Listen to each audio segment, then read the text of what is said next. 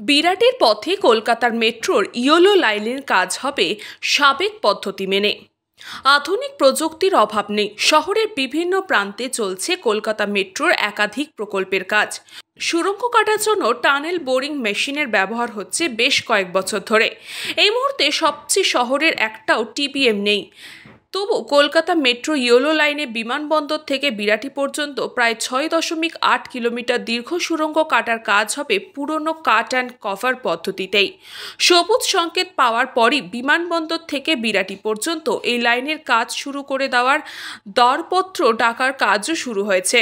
Noapara Barasat yellow লাইনের কাজে সম্প্রসারণের জন্য বিমানবন্দর কর্তৃপক্ষের এই অনুমতি অত্যন্ত গুরুত্বপূর্ণ ছিল।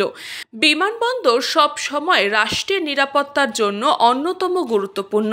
তাই মেট্রোর কাজের জন্য যে যন্ত্রপাতি ব্যবহার করা হচ্ছে সেগুলি আদৌ নিরাপত্তার ব্যবস্থার পরিপন্থী কিনা সেই দিকে কড়া নজর ছিল এয়ারপোর্ট অথরিটি অফ ইন্ডিয়ার। এই সুড়ঙ্গ তৈরিতে ক্রেন ব্যবহারে অনুমতি মিললেও ব্যবহার করা যাবে না টিবিএম। বিমানবন্দর থেকে বিরাটি পর্যন্ত অংশের মেট্রো রেক যে সুড়ঙ্গর মধ্যে দিয়ে যাবে সেই সুড়ঙ্গ কাটা হবে কাট অ্যান্ড কভার পদ্ধতিতে।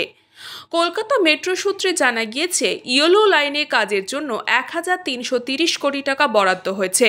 বিমানবন্দর থেকে বিরাটির মধ্যে সুড়ঙ্গ তৈরির কাজের জন্য 18 মিটার উচ্চতার ক্রেন ব্যবহার করার পরিকল্পনা ছিল নির্মীয়মান সংস্থার। তবে নিরাপত্তার কথা ভেবে প্রথমে আপত্তি জানিয়েছিল এআই, পরে তা শিথিল করা হয়।